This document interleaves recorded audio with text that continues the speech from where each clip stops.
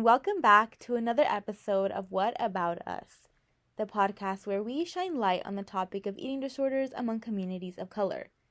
This is your host, Meileen Arroyo, and today I present to you the very last episode of Season 1 of What About Us. Since then, I've had two very special guests on the pod. Shout out to Maggie and Annika for coming on the podcast. But to be so for real, it's been a struggle finding people to be a guest, which is totally understandable and valid. I know how hard it is to talk about something so sensitive as your personal eating disorder experience. And it's a lot having to relive tough moments, and that goes for any traumatic experience. I want people to view this podcast as a safe space where they can find power in their story and be able to share it with others. In order to create a more inclusive eating narrative, I need your guys' help. So this episode is my call for your help. With all that being said, I'll be sharing my own story with you today to potentially break down some social barriers with being vulnerable. I want people to know that while I am the host of this podcast, I've also struggled with an eating disorder in the past, and it's something I continue working through to this day. In the past, I've written a personal essay about my ED called The Mask I Wear, but I've actually never spoken about it like this. I'm a little bit nervous and scared, but that's what courage is. Courage is all about facing the things that are difficult. It's about finding strength in our pain. I'm calling this episode My Feminist Future. Why? Well, because if you know me, you'll know I'm a huge advocate for women empowerment, intersectional feminism, body positivity, and representation. But for almost 4 years of my life, I felt like a huge feminist fraud. I was going against everything I valued and believed in. I used the master's tools to repair my broken identity. However, like Audre Lorde says, for the master's tools will never dismantle the master's house. They may allow us to temporarily beat him at his own game, but they will never enable us to bring about genuine change.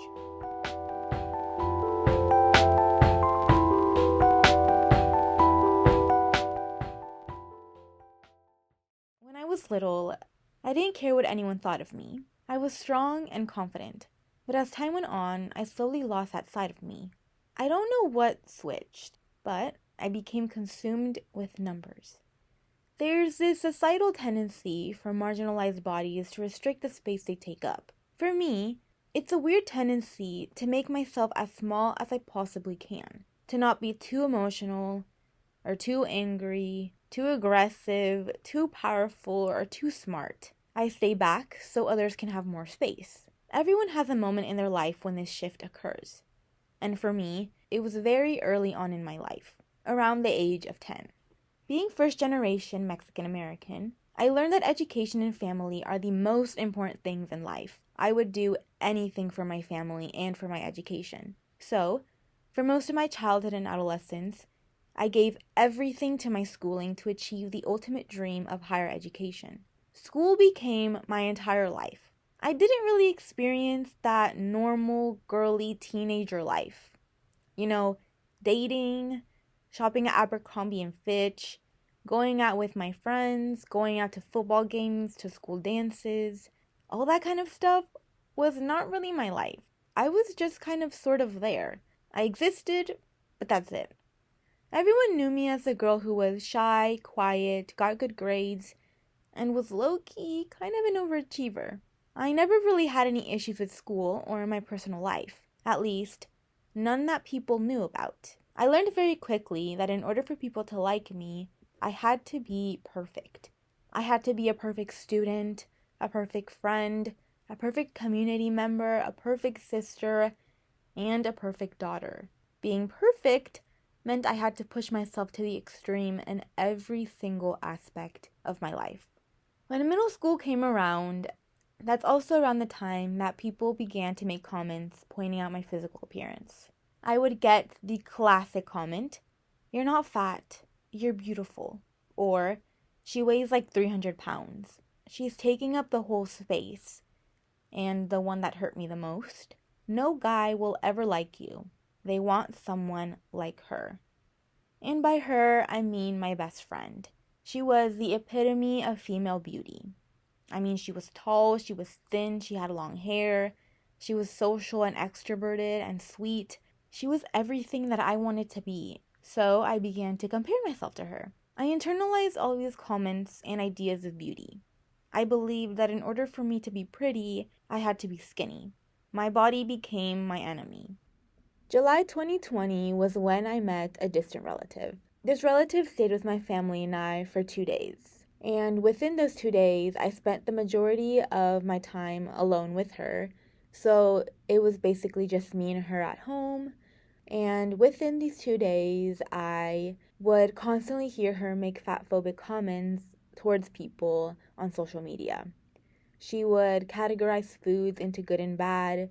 She would make comments about the types of food that I was eating, and it was very clear that she had some personal body image issues of her own. Within these 2 days, though, it felt like she was targeting me, like I was meant to hear these messages for some odd reason. I took everything she said personally. I was young and impressionable, but I also knew better. I didn't really want her validation. What I wanted was other people's validation, and she brought me closer to that. I think one of our deepest desires as humans is to be beautiful. In our society, beauty is a marker of success and happiness. It dictates how we are treated and perceived. There's so much emphasis placed on physical attractiveness for both men and women. At a young age, it becomes a responsibility and an expectation for us to make ourselves physically appealing to others. Take capitalism, for example. Capitalism profits off of our human insecurities. Huge companies sell their products and market them as problem solvers to our physical flaws. Do you have acne? Then you can buy this new skincare product. Do you want to lose weight fast? Then buy the latest skinny tea and engage in the newest fad diet.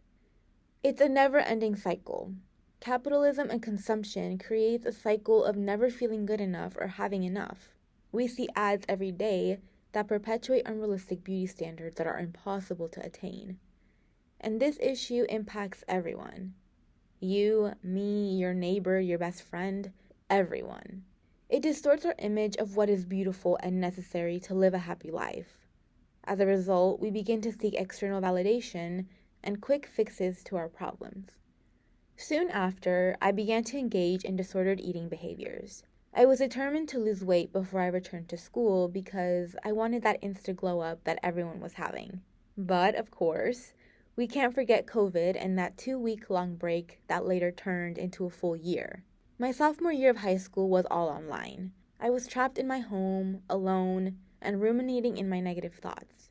To my benefit, the pandemic also meant I could engage in my disordered behaviors in secret, without anyone catching on or pointing out how different I looked. These behaviors started out very innocently, with the simple goal of losing 5 pounds. I first cut out sweets and started being more active. As time went on, I became more obsessed. I slowly increased the intensity of these behaviors. I started cutting out entire food groups and labeling them as good or bad. I began counting every calorie I consumed to the precise amount. I started exercising in secret for 3+ hours, and I started body checking every day. It got to the point where I body checked probably more than 50 times a day. In about 2 months, I had lost over 20 pounds. My mom caught on very quickly. She noticed something was wrong within the first few months. She would always express her concern, although not always in the best way, but I always denied there was a problem. My mom and I got into so many fights. Our relationship started getting more distant as I began to lose more weight. We would get in verbal fights and say some pretty hurtful things to each other. She would tell me that what I was doing was embarrassing, and that she didn't want a daughter who was anorexic or bulimic.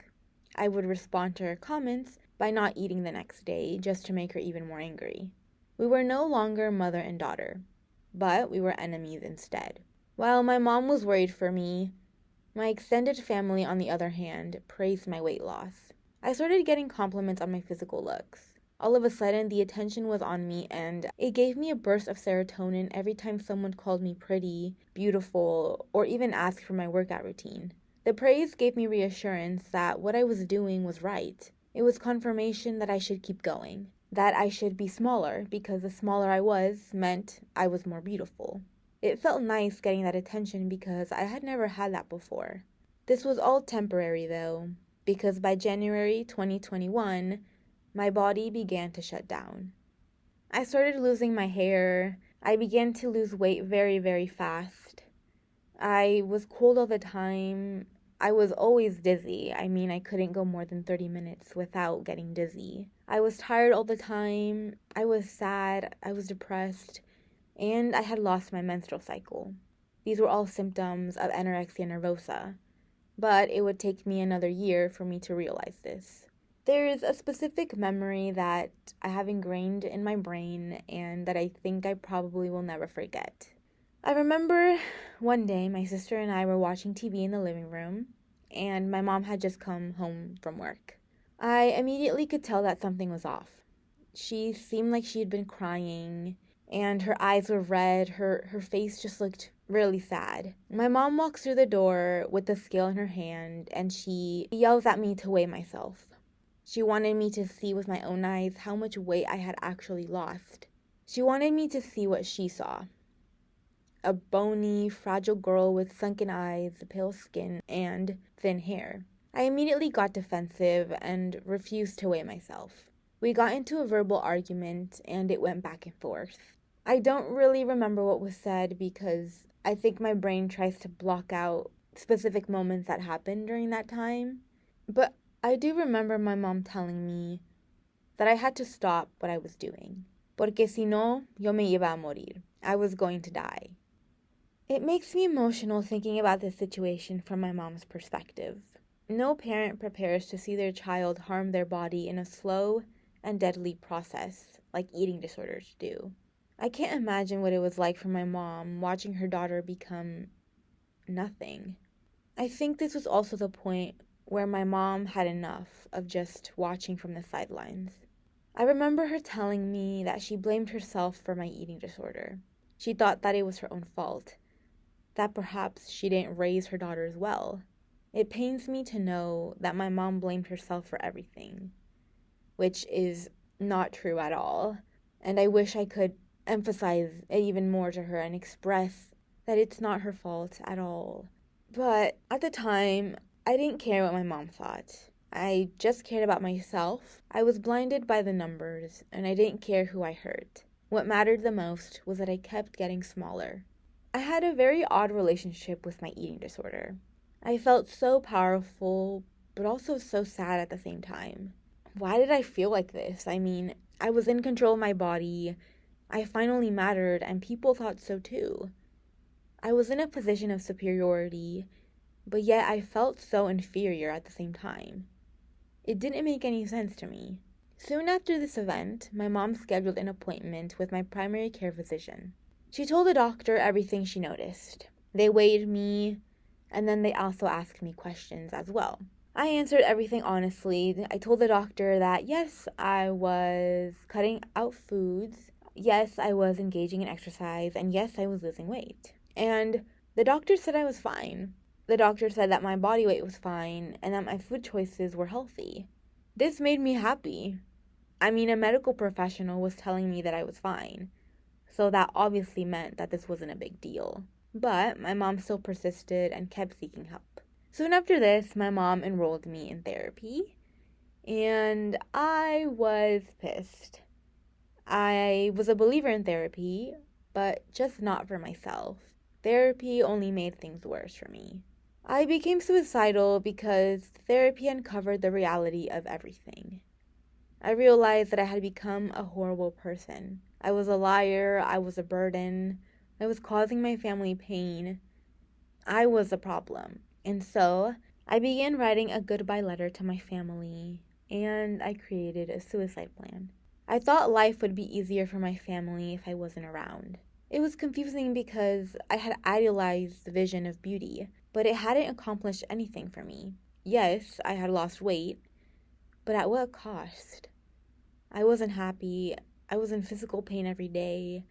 I was causing fights with my family, and I became someone I didn't recognize. It was hard to communicate how I was feeling with my family because they didn't quite understand what was going on.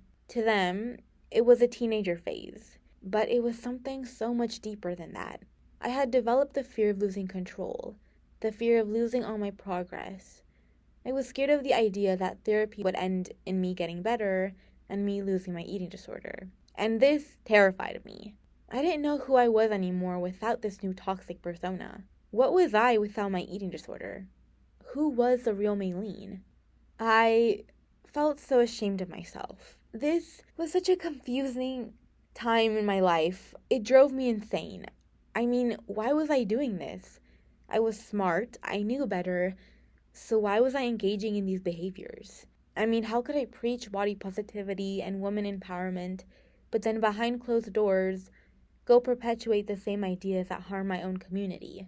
I also felt ashamed for rejecting my culture. For instance, food is such a big part of Hispanic culture.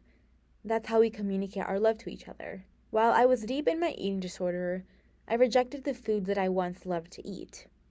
Tamales, tortillas, arroz, frijoles, enchiladas, pan dulce, queso fresco, carne asada, and so much more. I was being disrespectful by rejecting my family's food. Although I didn't mean to be rude, it's just that I was scared to eat these foods. It made me feel so guilty. It's crazy because I thought of food probably more than the average person does. I constantly spent my days thinking about what I could and couldn't eat, how many bites I would take of my dinner, and how many crunches it would take to burn those calories. I literally calculated every calorie in my head. To this day, I have specific calories memorized. I could tell you how many calories are in one banana, a serving of peanut butter, a cup of milk, a serving of shredded cheese, and so on. It's crazy because once you know all of this information, it never goes away. It always stays in your brain. And even now, sometimes I catch myself counting my calories in my head. And it's not because I do it on purpose. It just happens subconsciously. Anyways, therapy didn't work for me. After spending 6 months in talk therapy, my therapist eventually fired me as her client. But therapy didn't stop there. That's when my mom enrolled me in an intensive outpatient eating disorder program for adolescents.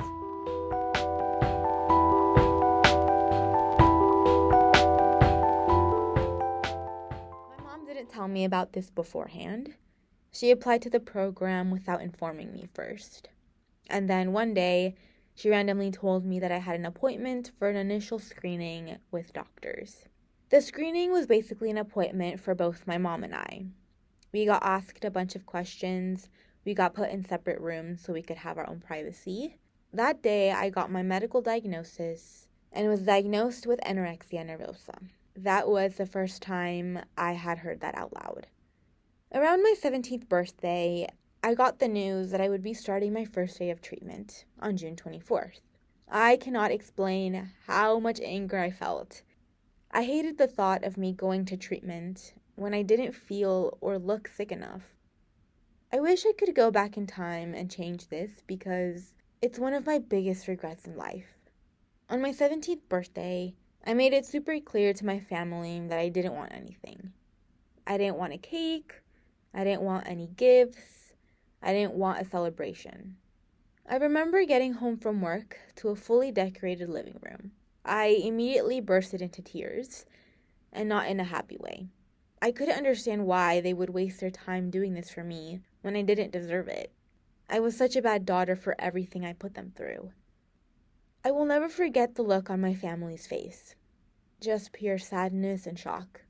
I remember my mom sat on the floor with me and cradled me in her arms while I was having a mental breakdown. She stroked my hair and told me that it was painful watching me like this. I will never, ever, ever forget my 17th birthday. I regret my actions so much. I mean, it hurts me just thinking about it. My family was nothing but kind and loving towards me, and I gave them nothing in return. I stayed in my room for days after that, up until I had to go to treatment. Eating disorder treatment was the hardest 3 months of my life, but I am so happy I persisted through it. Outpatient treatment basically consists of coming to the hospital 5 days a week for a total of 8 to 9 weeks. All the patients eat their meals together. We get our weights and vitals checked every day. We have our own personal care team, which is made up of a dietitian, a psychiatrist, and a therapist, and we meet with them around 2 to 3 times a week. It was a very intimate dynamic because everything was done in a group setting. My dream since forever was to go to college, and so college became my biggest motivator. I wanted to pursue higher education and, move out of Tigard and have my own life and be independent. And in order for me to do that, I had to go into recovery and treatment. I was not doing it for me, but I was doing it for other people, which I think kind of gets a little bit complicated. I think doing recovery for other people isn't the best mindset to have. You have to have a balance of both external and internal motivators. But the biggest motivator should be internal. It should be yourself. You should be in recovery because you want to be in recovery. Because you want it for yourself. Because you want to be healthy and you want to be happy. But for the longest time, I was in recovery because I was doing it for my family and I was doing it for college, not for myself. Being in ED treatment, I saw the intersectionality of race, ethnicity, gender identity, body size, and socioeconomic status play out in the medical system. I was one of 3 patients of color in the program and probably the only patient in the program who was not underweight. I think this is an important misconception to debunk about eating disorders. Not everyone who has an eating disorder is underweight. It took me 3 years to get a diagnosis and receive medical attention. 1, because eating disorders aren't well known in Latinx communities, and 2, because my brown and full-figured body did not meet the criteria for anorexia. I want to point out that throughout my experience with anorexia, I was never clinically underweight. At my lowest and unhealthiest, I was a normal weight based on the BMI scale. The BMI has its flaws, and it's not an accurate measure of health. BMI ignores body composition and fat distribution. A little history lesson for y'all. The BMI was created using data from predominantly white men. It largely excluded female bodies and racially diverse bodies. BMI has been widely used to perpetuate racist stereotypes and generalizations that portray marginalized communities such as Black and Latinx communities as fat and obese.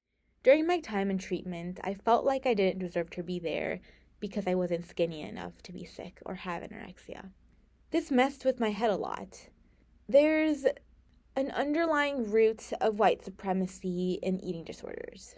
There's a specific idea that we get shown a lot in the media when it comes to EDs. We typically see white upper-class women who are thin and dangerously underweight. And that's the association that we make when we hear that someone has anorexia. That's what we expect to see. This becomes a look. It made me feel invalid. I mean, in treatment, in a place where I should be getting better, I felt like I was getting worse, partially because I refused to get better. For the majority of my time in treatment, I didn't follow my meal plan. I didn't engage in group sessions. I didn't really talk. I didn't put much effort in. And it's because I didn't want to get better. In week 3 of treatment, I had a session with my psychiatrist. And this was the second time that a person in power invalidated my ED experience. My psychiatrist told me that I was fine because I was at a stable weight. He said that because I wasn't making enough progress fast enough, that I didn't need to be there, and that other people needed it more than me. I found this so hypocritical. You're a doctor, and you're telling someone who is diagnosed with anorexia that they don't need treatment? I mean, that is so insane to me. There's a danger in those words. Someone with anorexia is going to internalize those words and believe that they actually don't need help. I was ready to leave and give up on recovery as soon as my psychiatrist told me all of this, but my therapist in the program stood by me and advocated for me. because she believed that I could do it. She believed that I was capable of recovery. She made me realize that the medical system was not made for people like me, for communities of color. Every session, she would tell me, "You can't change the world on an empty stomach." That was our phrase of connection. I did everything I could to turn things around in my last 2 weeks of treatment. I followed my meal plan. I tried as hard as I could to get 100% meal completion. I went to every social gathering, every family event, every family party, which I had been avoiding prior to treatment for like 2 years. I challenged myself to get better, and eventually I was discharged from treatment on August 28th, 2023, after 3 months of being in the hospital. For 4 years of my life, I was ashamed and disgusted with myself because I believed it was my fault for everything that happened. It was my fault for having an eating disorder. It was my fault for letting things get this severe. I was the one to blame for everything. But now, having been in recovery for almost 2 years, I've learned to give myself grace. Yes, I haven't made the best choices in my life, but honestly, who does? I was so caught up in achieving the ultimate dream of perfection, which is pure fantasy and non-existent. I say this with all my heart. I would not be here if it wasn't for my family. My mom, my dad, my sister. Despite cultural barriers, they stayed open-minded and attended every family therapy session during treatment. They showed curiosity in my experience and stepped into my shoes to understand what was going on in my brain. Genuinely, this experience made us a stronger family. They helped me rebuild my life and reimagine what my future could be. It's because of my family that I am here today. And of course, I have to pat myself on the back because I also put in a lot of hard work to get to where I am today. Anyways, today I begin to envision a feminist future. A future where our culture isn't looks obsessed.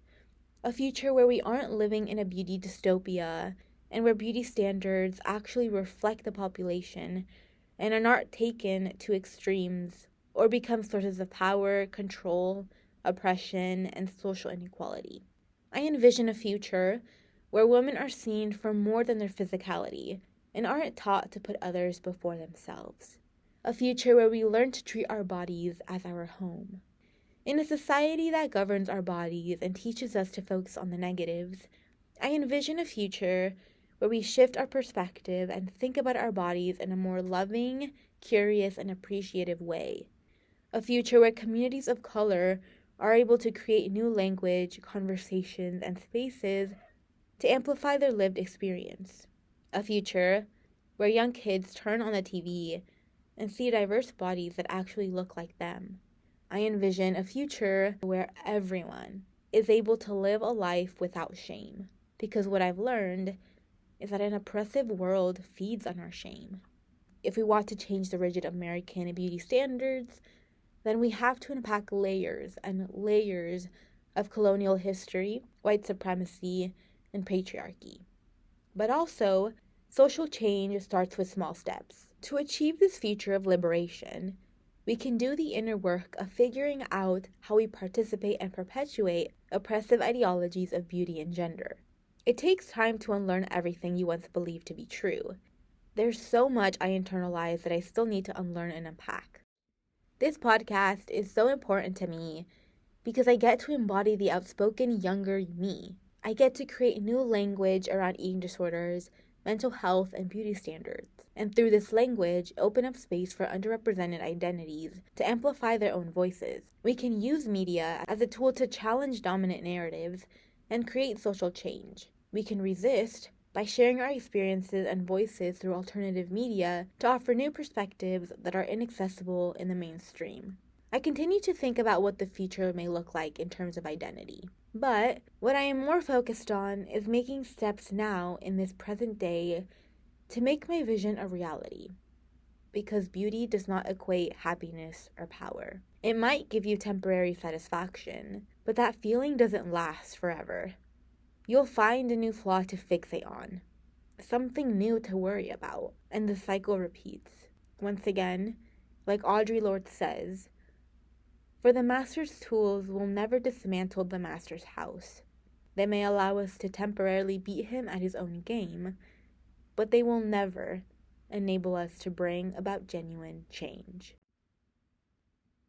That wraps up the last episode of Season 1 of What About Us. I am so excited to continue this next fall and hopefully have more special guests on the pod. I hope this gives some people courage to share their story in whatever way that feels most authentic to them. If you have any questions, concerns, or comments, feel free to reach out to me. I'll leave my information in the bio and description. Thank you so much for listening, and subscribe to my Spotify and YouTube to stay updated with Season 2. Have an amazing summer. Your host, Meileen, signing off.